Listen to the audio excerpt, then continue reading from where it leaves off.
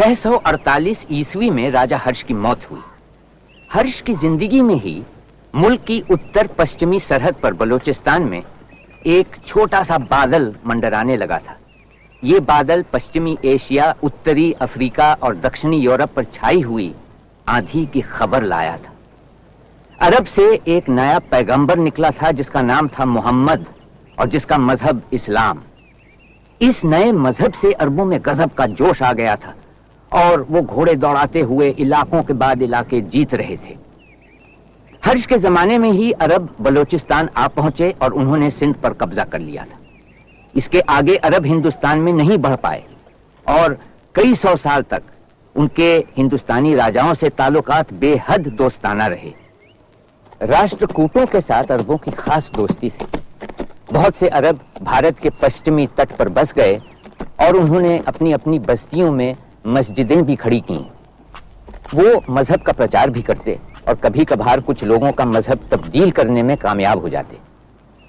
इसका जनता या सरकार की तरफ से कोई विरोध नहीं हुआ, क्योंकि हिंदुस्तान की पुरानी परंपरा थी कि हर रिवायत और मत का सम्मान किया जाए। इस तरह एक सियासी ताकत की शक्ल लेने से सदियों पहले इस्लाम हिंदुस्तान में एक मजहब के रूप में आ चुका था।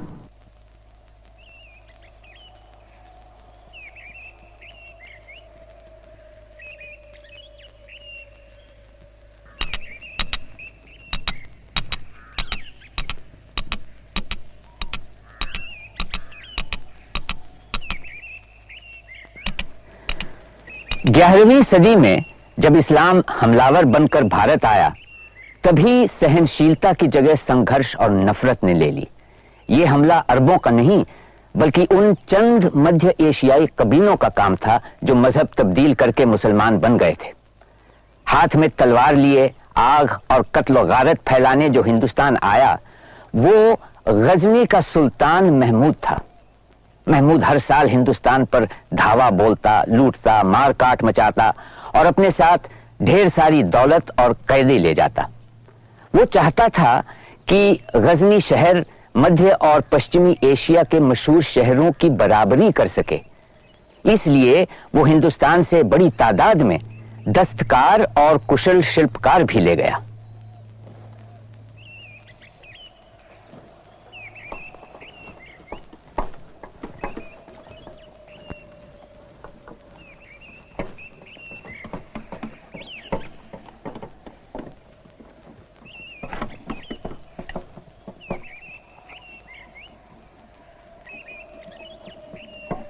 बहुत खूब। ख्वाजा अहमद, क्या तुम इन हिंदुस्तानी संग तराशों जैसे कारीगर हमारे लिए ला सकते हो? जहांपना, ये काफिर हैं और आप इनसे कलाम पाक तराशवाना चाहते हैं। अगर इनसे कोई गलती हो गई तो? ख्वाजा, तुम एक फनकार की अजमत को नहीं पहचानते। कौन है वो? खलीफा अब्बासिया का कासिद होगा हुजूर। जरूरी पैगाम लेकर आया होगा। क्या खलीफा का यह ख्याल है कि हमें यामिनुल दौला यामिनुल मिल्लत बनाकर वो हम पर हुक्म चला सकेंगे? मैंने ख्वारज़म पर कब्जा कर लिया है। अब समरकंद के बारे में खलीफा क्या कहना चाहते हैं? काबिल एहतराम खलीफा कादिरुल बिल्लाह ने अमीर गजनी यामिनुल दौला अमीनुल मिल्लत महमूद को तस्लीम कहा है। खलीफा इस्लाम की ये इल्तिजा है कि वो अमीर की इस गुजारिश को पूरा नहीं कर सकते कि समरकंद अमीरात गजनी के हवाले कर दिया जाए। महीनों इंतजार करवाने के बाद उनका यह जवाब है?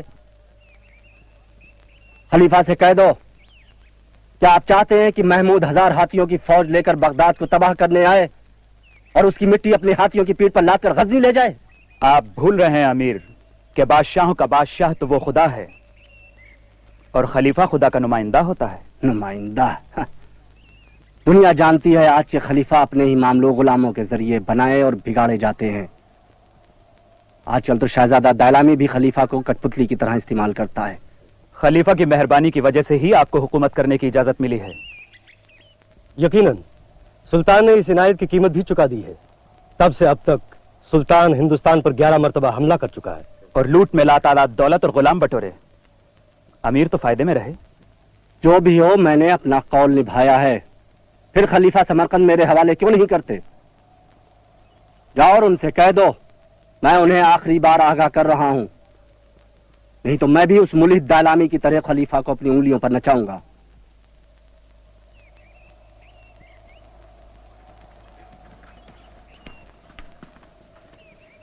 ख्वाजा अहमद, ये लोग कौन है?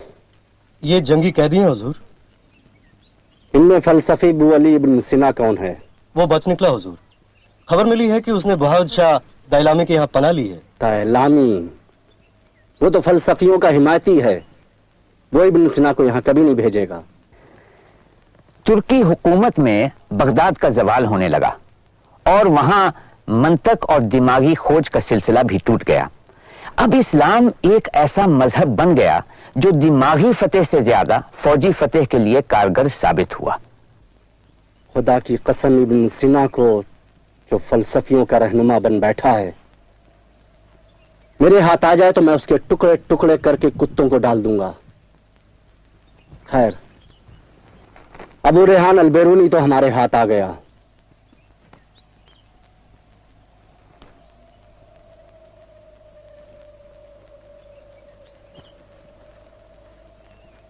अलबेरूनी, तुम्हारे साथ क्या सुलूक किया जाए? मैं यहाँ अपनी मर्जी से नहीं हूँ अमीर महमूद, और कैदी को अपनी ख्वाहिश पूरी करने की आजादी नहीं होती। अबू रेहान, एक सुल्तान को इस तरह जवाब दिया जाता है?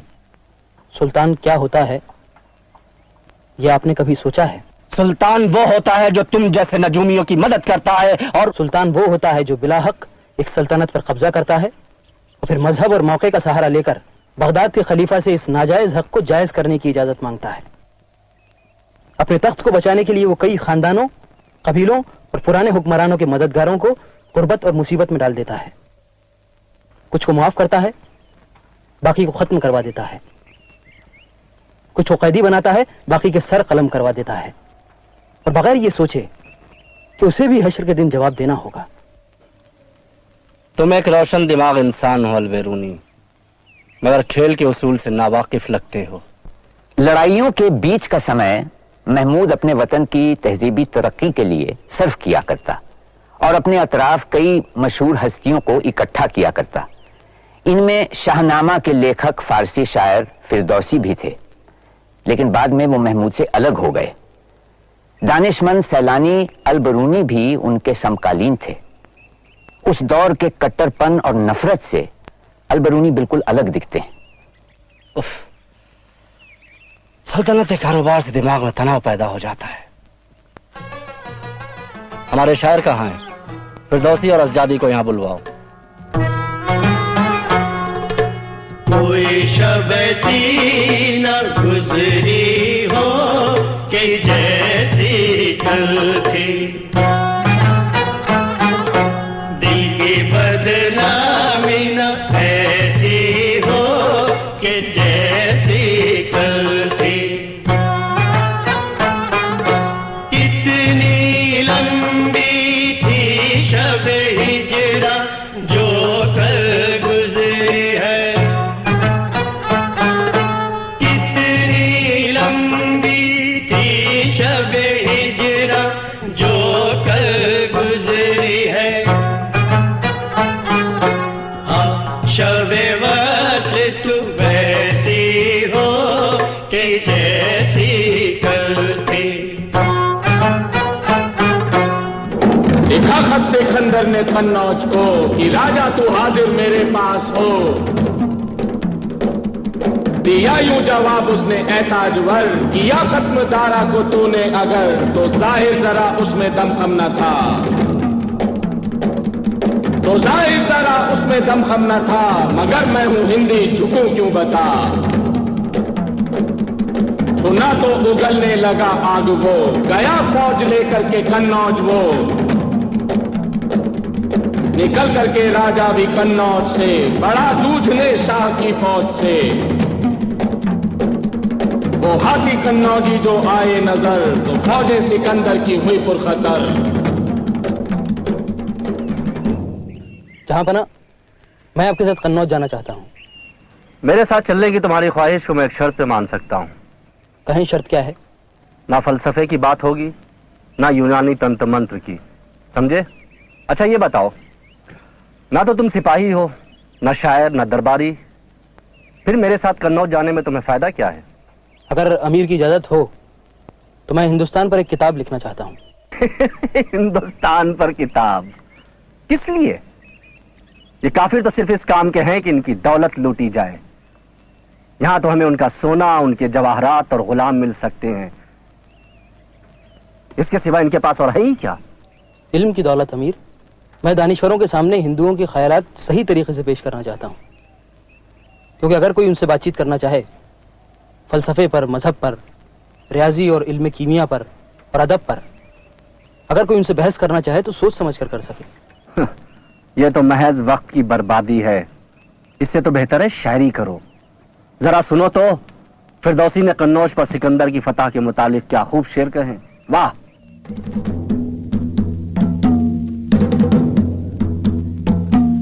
अरस्तु ने हुनर फौरन दिखाया, लोहे का घोड़ा सवार एक बनाया, रखा उनमें कल पुर्जा ईजाद कर, चले खुद ब खुद रखे भून कर। बताया अरस्तु ने जब ये चलेंगे तो मैदान में धमाके उठेंगे। सिकंदर की फौजों ने एक बार की तो तोपों के मुंह में तुरंत आग दी। सवाराने हिंदी हाथी वो मस्त, सवाराने हिंदी हाथी वो मस्त, भागे हैं खाकर के पक्की शिकस्त। वाह, बहुत खूब, बहुत खूब। फिरदौसी, अगर तुम अपने शाहनामे में सभी शेर इसी पाए के लिखो तो मैं हर शेर पर तुम्हें एक सोने की अशरफी इनाम दूंगा। हुजूर की कदरदानी। मगर खबरदार, कहीं ज्यादा शेर ना लिख देना, वरना मेरा खजाना ही खाली हो जाएगा। क्यों अबू रेहान, तुमने कुछ नहीं कहा? अब अमीर महमूद, दुनिया जानती है सिकंदर सिंध के पार नहीं जा सका था। ये शायरी है अबू रेहान, तारीख या इल्म जोग्राफिया नहीं जहां हकीकत का होना लाजमी है। अच्छा ये बताओ, तुम अपनी किताब का नाम क्या रख रहे हो? सुल्तान नाम का इंतखाब करें। हिंदुस्तान की तहकीक करने जा रहे हो? अपनी किताबुल हिंद का नाम तहकीक हिंद क्यों नहीं रखते? जैसा आप कहें। 1030 ईस्वी में महमूद की मौत हुई। उसके मरने के 160 साल बाद तक हिंदुस्तान पर तुर्कों का कोई हमला नहीं हुआ, ना ही तुर्की हुकूमत पंजाब के आगे बढ़ा। फिर एक अफगान शहाबुद्दीन गोरी ने गजनी को जीतकर गजनवी निजाम को खत्म कर दिया। गोरी पहले लाहौर फिर दिल्ली आया, लेकिन दिल्ली के राजा पृथ्वीराज चौहान के हाथों वो बुरी तरह हार गया। गोरी वापस अफगानिस्तान चला गया और अगले साल बड़ी फौज लेकर आया। इस बार उसकी जीत हुई और वो दिल्ली की गद्दी पर बैठा। पृथ्वीराज आज भी अवाम में एक मशहूर शख्सियत हैं और उनके बारे में कई किस्से हैं।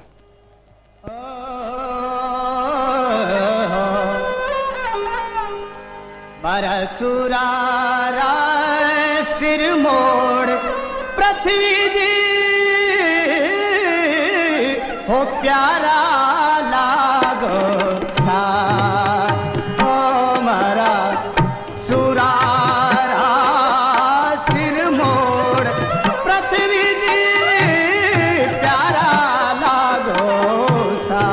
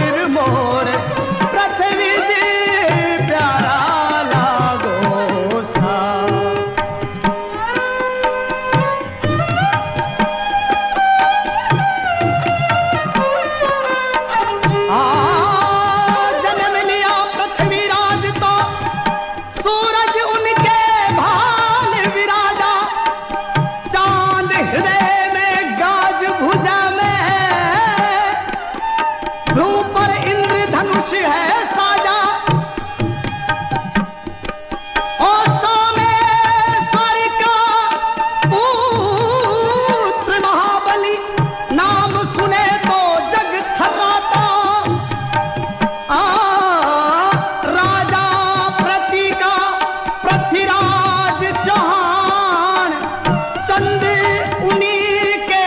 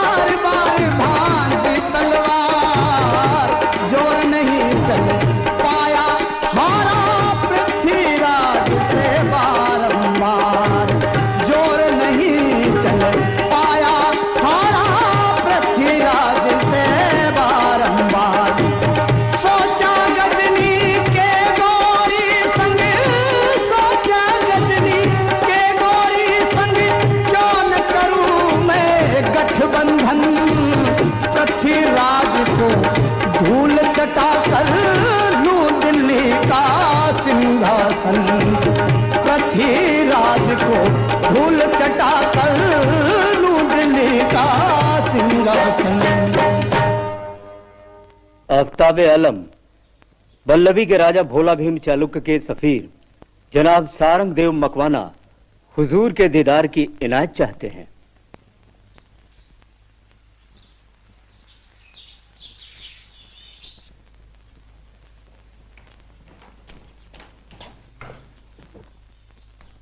महाप्रतापी सुल्तान शहाबुद्दीन घोरी की जय हो।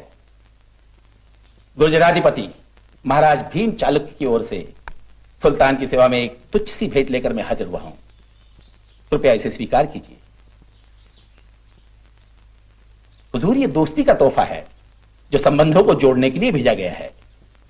चालुक्य की दोस्ती के हाथ में फूल हैं, फरेब नहीं।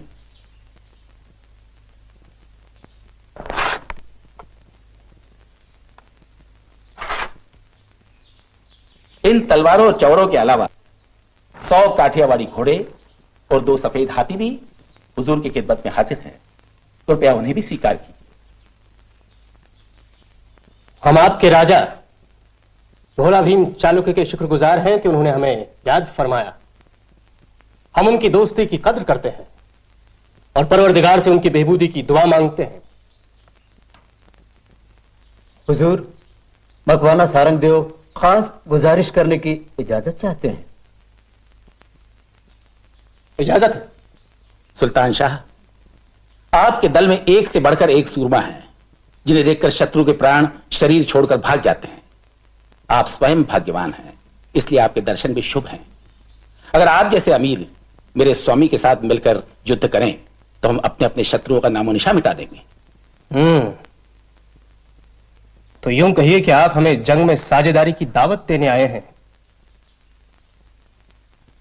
सारंगदेव, अपने मालिक से जाकर कह दीजिए कि अगर उनसे भन पड़े तो अपने दुश्मन को कुचलने की हिकमत सोचे।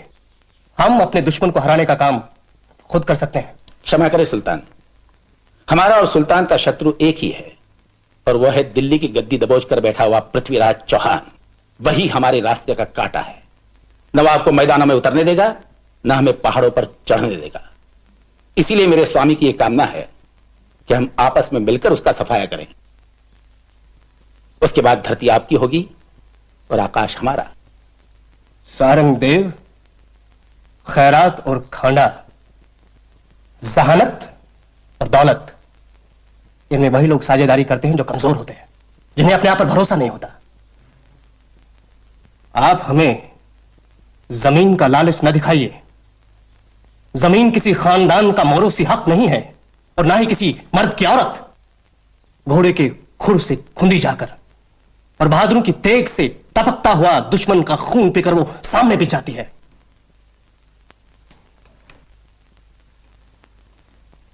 लगता है आपके राजा में कुव्वत नहीं है कि वो अकेले ही पृथ्वीराज चौहान से लोहा ले सके। क्षत्रिय अपने शरीर से प्रेम नहीं करता सुल्तान, उसका सिर तो हमेशा उसकी हथेली पर रखा रहता है। और फिर भगवान ने हमें 2-2 हाथ दिए हैं जिससे हम आक्रमण भी कर सकते हैं और संरक्षण भी। अगर ये सच है तो वही 2 हाथ वो क्यों फैला रहे हैं हमारे सामने? सारंगदेव, आपका राजा भोला भीम भीम नहीं, सिर्फ भोला ही भोला है। लेकिन क्या वो बाकी सब लोगों को भी भोला ही समझता है? तुम हमसे तलवार चलाने को कहते हो और खुद पीछे खड़े रहना चाहते हो ताकि हमारी पीठ में आसानी से छुरा घोंप सको। नहीं, हमें ये शर्त मंजूर नहीं। हम पृथ्वीराज से लड़ेंगे अकेले, अपने बाजों के जोर पर। तुम्हारे ओछे राजा के साये में हम नहीं रहना चाहते। सुल्तान, कहावत मशहूर है कि जब गीदड़ की मौत आती है तो वो झुंड का साथ छोड़कर बस्ती की ओर दौड़ता है। मेरे राजा के खिलाफ जंग छेड़ने का ख्याल एक हिमाकत है और फतेह की बात सोचना 30 मार्का का मंसूबा है। क्योंकि जब मेरे स्वामी की फौजें चल पड़ती हैं तो अपने आप को सुल्तान समझने वालों की सांस रुक जाती है और मौत को अपना सिर छुपाने के लिए जगह नहीं मिलती। सेवक, उठा लो ये थाल, क्योंकि जहां संदेह और गर्व एक होते हैं वहां विनाश निश्चित है। कमसंत, तू हमारे दरबार में हमारी ही बेइज्जती करता है? तू और तुम्हारा राजा अपने को समझता क्या है? हम तुम्हें चींटी की तरह मसल कर रख देंगे। वजीर फिरोज खां, कैद कर लो इस नामुराद को। हुजूर, सफीर और पनाह मांगने वाले कैदी पर रहम किया जाता है। इसे सजा देना मुनासिब नहीं है। क्या न करे मद्यप कहो, क्या न कहे मतिहीन, कौवा क्या खाए नहीं होते 13-3। मैं समझ गया शहाबुद्दीन, मैं समझ गया कि तू एक बुज़दिल है। पृथ्वीराज से हम अलग से शक्ति परीक्षा कर लेंगे। क्षत्रिय की मुक्ति खड्ग से कट मरने में है। हम युद्ध से नहीं डरते, वो तो हमारा धर्म है। लेकिन तूने आज अकारण मेरे स्वामी का अपमान किया है। धरती से कलिकाल का मिटना संभव है, लेकिन इस अपमान का मिटना असंभव है। ध्यान में रख, मेरे स्वामी का तीर कभी खाली नहीं जाता। खामोश बदजात! सफीर होकर इतना गरूर!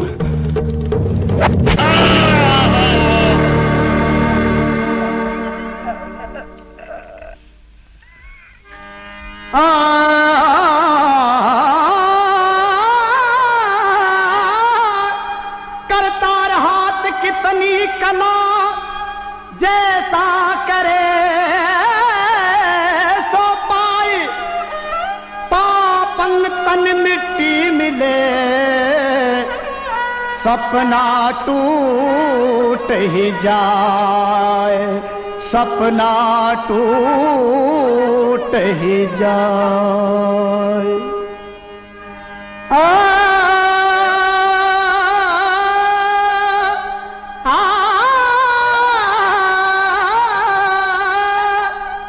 हुआ जंग जब भीमराज से, हुआ जंग जब भीमराज से, पृथ्वीराज ने किया कमाल, पृथ्वीराज ने किया कमाल।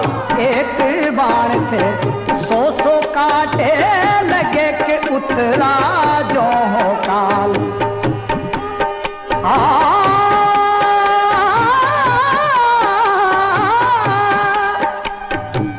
घर पहुंचा तो सुना कि गोरी सेना लेकर चढ़ आया, सेना लेकर चढ़ आया। तुरंत चल दिए फौज सजा कर, मन में था हुल्ला छाया। तुरंत चल दिए फौज सजा कर, मन में था हुल्ला छाया। यूं जीता चौहान गर्भ गोरी का हर कर, काली किल के अनंत रुंड माला धारण कर। हुआ युद्ध ऐसा प्रबल, गोरी हुआ अनाथ, नाचे अपने दल सहित तो ओगढ़ गोरी नाथ।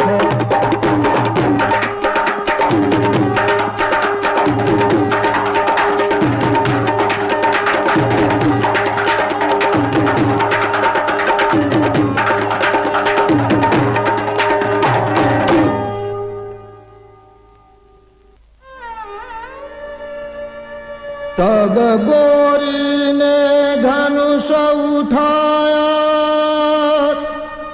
पृथ्वीराज सन्मुख दिखलाया। सही निशाना ताक कर गोरी बाण चलाया। पृथ्वीराज ने तुरत ही डोरी दई उड़ाय, डोरी दई उड़ाय। तो फिर गोरी घबराया, भगना चाहे लाख मगर वह भाग न पाया। तेरी बांधी शाह को बुझ गई सगरी आग, उसकी यो हालत की जो पूछ दबाए बाघ। महाराज, शहाबुद्दीन गौरी सामने है। आसमान को छूने वाली इसकी आंखें आज धूल के कण पर भी ठहरा नहीं पा रही हैं। इस नीच को कौन सा दंड दिया जाए महाराज? बंदी बनाकर लाया गया बाघ भी बाघ ही कहलाता है सामंत। हमारा आदेश है कि इसकी बेड़ियां उतार दी जाए। सामंत विलंब किस लिए?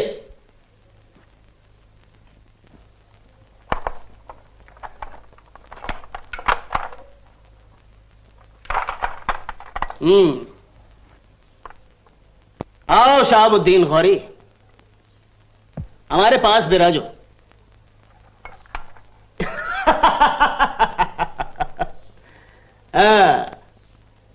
वीर सिंह, राजवैद को बुलाकर सुल्तान शहाबुद्दीन की मरहम पट्टी का बंदोबस्त किया जाए। कोई गर्ज नहीं। जंग के मैदान में उतरने वाले जख्मों से नहीं घबराते पृथ्वीराज, लेकिन चोगे के अंदर छुपे छुरे का हमला हमें मंजूर नहीं। हम पर वार करना है तो हमारी आंखों के सामने करो, पीठ पीछे नहीं। हम रणभूमि में वार करते हैं शहाबुद्दीन गौरी, शत्रु की आंख के आगे। छिपकर वार करना हमारे यहां कायरता कहलाती है, और हम कायरता से सख्त नफरत करते हैं, समझे? आखिर तुम हमारे साथ क्या करने पर आमादा हो? तेरे अमीर उमरा तुझे छुड़ाने के लिए हमसे विनती कर रहे हैं। नहीं नहीं महाराज, ये काल सर्प है, इसे जिंदा मत छोड़िए। पृथ्वीराज, दुश्मन को कैद कर चुकने के बाद भी उसे आजाद करना चाहते हो? लेकिन एक शर्त है। वो तो होगी, बोलो। हमारी आजादी की क्या कीमत चाहते हो तुम? तुझे हमारी अधीनता स्वीकार करनी होगी। नहीं, हरगिज नहीं, हमें ये शर्त मंजूर नहीं। फिर हम तुझे आजाद नहीं कर सकते। महाराज, गुस्ताखी माफ हो तो आपकी खिदमत में कुछ अर्ज करूं। अर्ज करता हूं कि हमारे पास जो कुछ भी बाकी बचा है उसे आपकी खिदमत में पेश करने की इजाजत दें। उसे चाहे जुर्माना समझे, चाहे खराज, चाहे मुआवजा। महाराज, यदि गौरी को मुक्त करने का निर्णय कर चुके हैं तो उस पर इतना कड़ा जुर्माना किया जाए कि वो भविष्य में दिल्ली की दिशा में मुंह करते हुए घबराए। महाराज, मेरी प्रार्थना है कि उस पर 7,000 इराकी घोड़े, 200 हाथी और 200 ढालें जमा करने का दंड दिया जाए, इससे कम नहीं। सामंत, युद्ध एक खेल है। इसमें हार जीत का फैसला हो जाने के बाद कैसी शत्रुता, कैसा बैर। हम शहाबुद्दीन गौरी को सम्मान सहित विदा करना चाहते हैं, लेकिन आपके मत का आदर करना भी चाहते हैं। इसलिए हमारा आदेश है कि शहाबुद्दीन गौरी जुर्माने के तौर पर 700 इराकी घोड़े, 20 हाथी और 20 ढालें दे। मंजूर है? हमें मंजूर है। सुल्तान शहाबुद्दीन गौरी, अब तू मुक्त है। हमें आशा है कि तू अपनी सल्तनत की हद में रहेगा और दूसरों के राज को लालच की नजर से नहीं देखेगा।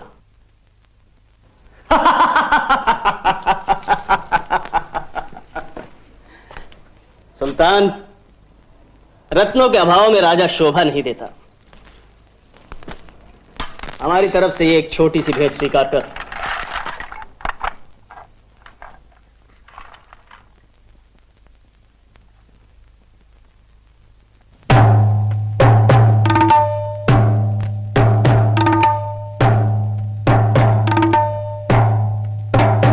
कन्नौज राज जय चंद प्रबल, बलशाली पर्वत राज अचल। अगणित सेनाएं उनकी, सागर लहरों की क्या गिनती। सिंधु राज सब जीत लिए, शूरों के छक्के छुड़ा दिए। था पृथ्वीराज वह रत्नहार, बहुमूल्य और आभा अपार। यदि उसको नहीं आधीन किया तो जीवन में कुछ भी न किया। राजसू यज्ञ करना होगा, उसको न्योता देना होगा। सो न्योता भी भेजा ऐसा, अन्यों को भेजा था जैसा। महाराज की जय हो। मैं कन्नौज राज श्री जयचंद का दूत महाराज की सेवा में अपने स्वामी के प्रणाम प्रस्तुत करता हूं। कन्नौज राज के दूत का हम स्वागत करते हैं। हमें विश्वास है कि आपके स्वामी कुशल पूर्वक ही होंगे। हमारा उन्हें सादर प्रणाम कहें। महाराज, मेरे स्वामी ने धरती के समस्त राजाओं को जीत लिया है। सिंधु से लेके हेमकूट पर्वत तक, तिरहुत से सेतुबंध तक उनका एक छत्र साम्राज्य फैला हुआ है। इसी कारण राजाधिराज श्री जयचंद ने राजसूय यज्ञ करने का आयोजन किया है। उन्होंने विनम्रता से आपकी सेवा में निमंत्रण भेजा था, परंतु आपका कोई उत्तर नहीं मिला। मैं इसी कारण आपको निमंत्रण देने के लिए उपस्थित हुआ हूं। मेरा निवेदन है कि आप इसे स्वीकार करें।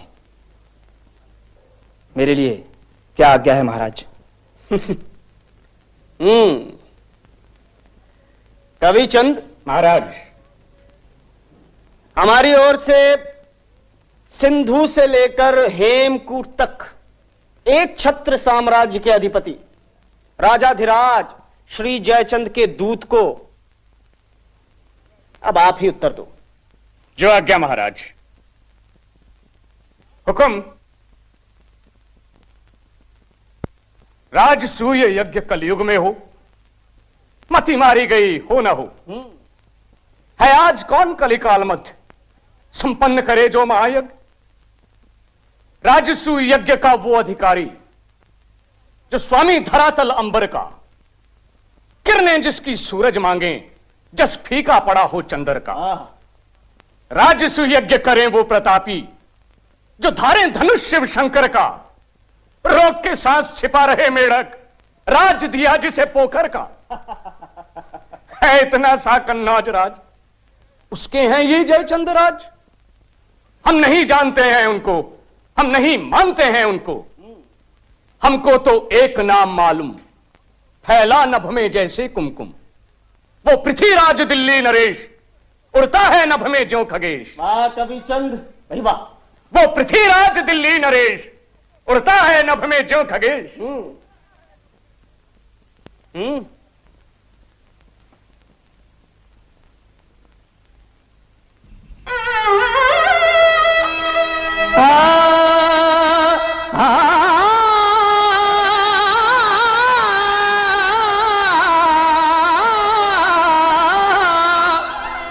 उगता है सूरज पूरब में, उगता है सूरज पूरब में, 10 दिश होती है आलोकित, 10 दिश होती है आलोकित।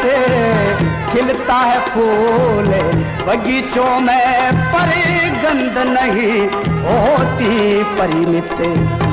ऐसे ही सूरज उगा यहाँ पर, ऐसे ही सूरज उगा यहाँ पर, हृदय किसी का खिला वहाँ, हृदय किसी का खिला वहाँ। जो महक वहाँ से आई थी बन गई टीस थी वही यहाँ। जो महक वहाँ से आई थी बन गई टीस थी वही यहाँ। राजकुमारी, आपने सुना? पृथ्वीराज चौहान ने यज्ञ में शामिल होने से इनकार कर दिया है और अपने महाराज कह रहे हैं कि इस अपमान का बदला लेंगे। तब तो युद्ध होकर रहेगा, फिर तो राजकुमारी का स्वयंवर भी टल जाएगा। स्वयंवर क्यों टलेगा?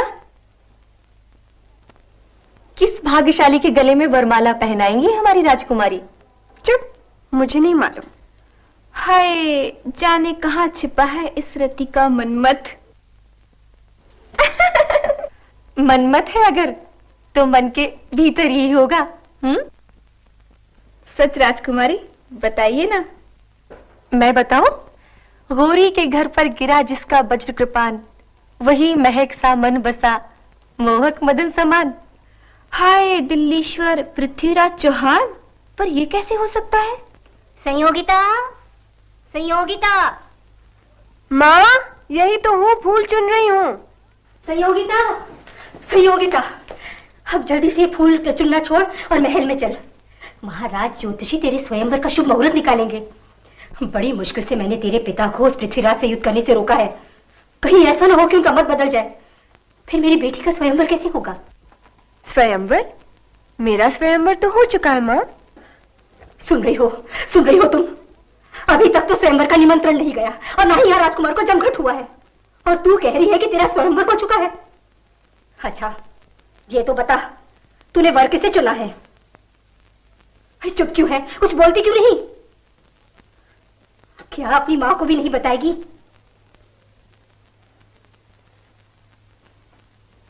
राजमाता राजकुमारी ने दिल्ली के महाराज पृथ्वीराज चौहान को अपना वर चुना है।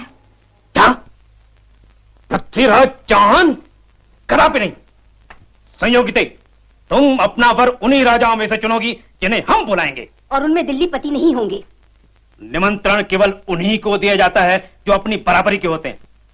दिल्ली का शासक हो जाने से वो हमारी बराबरी का नहीं हो जाता। हम तो उसे राजा तक नहीं मानते। हाँ, उसके चारण भले ही उसे महाराजा कहा करें। आखिर ऐसा तुमने क्या देखा उसमें? वो अहंकारी है, बंदी बनाए गए अपने शत्रु को छोड़ देने वाला महामूर्ख है। और तुम पत्नी बनना चाहती हो ऐसे व्यक्ति की? ये बेवकूफ तो कहती है कि मैं उस पुरुष को पुरुष मानती हूँ जो मेरे राज राजेश्वर पिता तक का विरोध करने का साहस रखता हूँ। मति मारी गई है तुम्हारी संयुक्त। जो हमारे महल का अधिक से अधिक द्वारपाल बनने की औकात रखता हो, हम उसे अपना दामाद कभी नहीं बनाएंगे।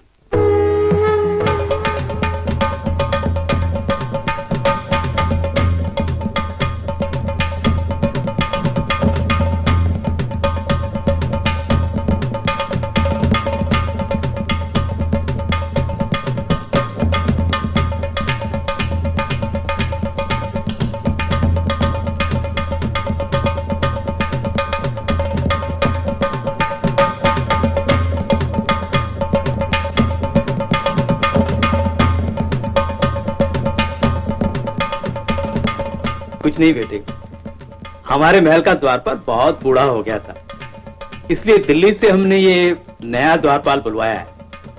पृथ्वीराज या ऐसा ही कुछ नाम है इसका। बेचारा खड़े खड़े पथरा गया है। अब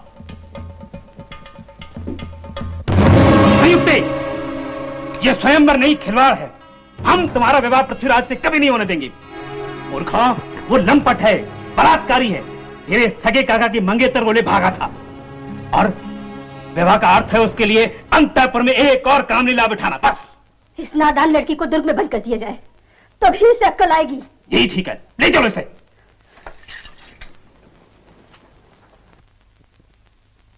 सुन पृथ्वीराज जयचंद्र शिथिल स्वर उसका तो अतिशय बोझिल। पुत्री तो जिद पर अड़ी हुई, वरमाला लेकर खड़ी हुई।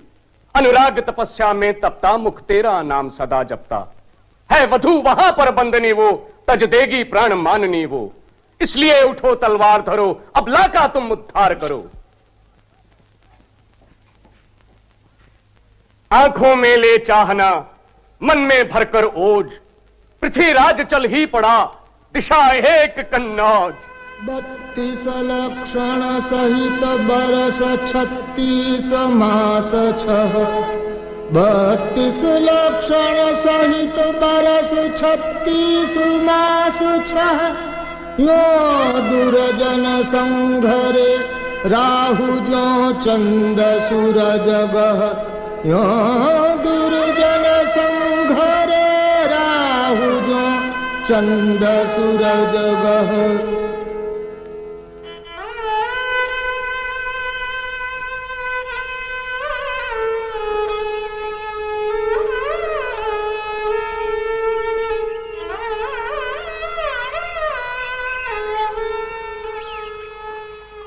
आपने पूछा नहीं कौन है वो? ये वही है आपके मनमत महाराज पृथ्वीराज चौहान। वो यहाँ क्यों आने चले ये मैं क्या जानूं, लेकिन ये वही हैं। मैंने उन्हें बहुत पास से देखा है। तुझे कैसे मालूम कि ये वही हैं?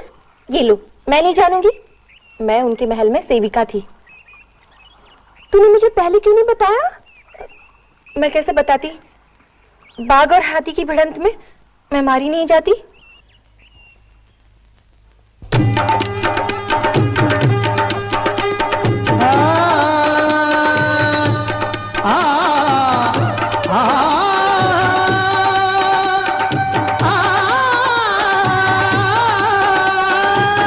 सूर्य गगन में उदय न होता, सूर्य गगन में उदय न होता, कैसे पंकज पाखुरी खोले। चंद्र गगन में ना झलके तो कैसे सागर मन की वाणी बोले।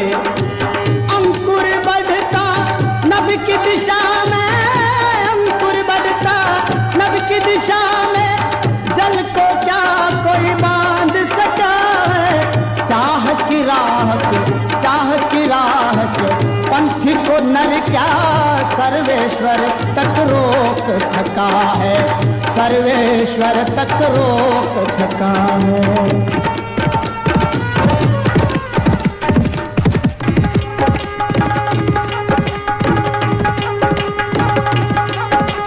पृथ्वीराज के सोगीरों ने लोहा लिया हजारों से, कितनों को ही मार गिराया, कुछ डर भागे वारों से। पर जयचंदी खोज बाढ़ में आई नदिया जैसी थी, बिना बांध के रेला रोके यह तो बात संभव थी। एक कबीर जब तक गिरता था राजा 4 कोस बढ़ता, चौमासे का सूरज जैसे बदली में से हो पढ़ता।